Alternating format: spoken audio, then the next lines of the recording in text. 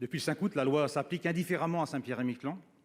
On a 95% de personnel soignant aujourd'hui qui sont vaccinés, y compris en deuxième dose. Pour autant, depuis quelques jours, les non-vaccinés ont tenté d'engager un dialogue avec le préfet pour adapter cette règle à Saint-Pierre-et-Miquelon eu égard au contexte sanitaire. Ça a été des fins de recevoir sur fin de recevoir.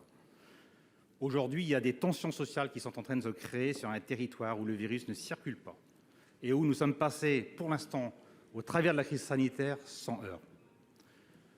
Le 15 octobre prochain, donc vendredi, des sanctions financières sont prévues pour les personnels non vaccinés. Moi, je demande, monsieur le ministre, à ce que vous donniez des instructions pour qu'on puisse intelligemment, d'ailleurs c'est aussi vrai sur d'autres territoires où les personnels soignants ne sont pas vaccinés, pour assouplir cette règle. Des familles vont être mises en difficulté, peut-être voire même des ruptures de contrat de travail. Si on prend des soignants, il y a un seul centre hospitalier, comment imaginer qu'ils retrouveront un emploi derrière? Vraiment, si vous êtes favorable, je demande à ce qu'il y ait un dialogue qui s'instaure, qui a été complètement rompu avec les services de l'État aujourd'hui. Pour vous répondre, la parole est au ministre des Solidarités et de la Santé.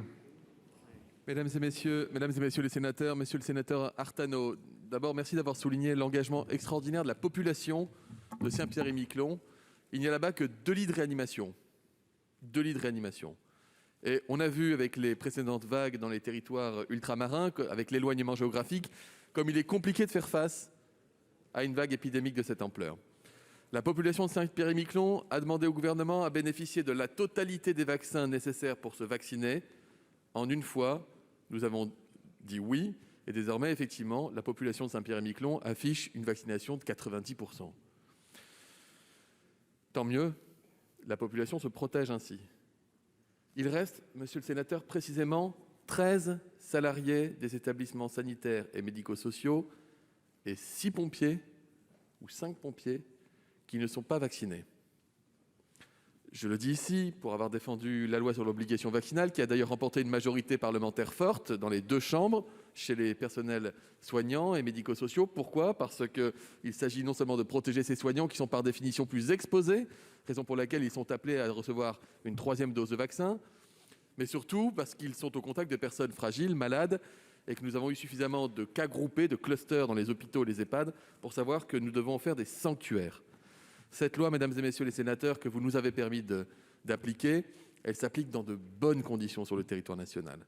Et parmi celles et ceux qui ont été suspendus temporairement parce qu'ils avaient refusé la vaccination, nombre ont finalement fait le choix de se vacciner, aussi rassurés par l'expérience de leurs collègues, force de discussion et de dialogue. Le dialogue n'est pas rompu, il ne sera jamais rompu avec du personnel soignant et médico-social qui fait pour l'instant encore le choix de ne pas se vacciner, mais les lois de la République s'appliquent partout, à l'exception des états d'urgence sanitaire qui imposent déjà une forte mobilisation à l'hôpital. Donc, monsieur le sénateur, je ne peux pas être d'accord avec votre demande.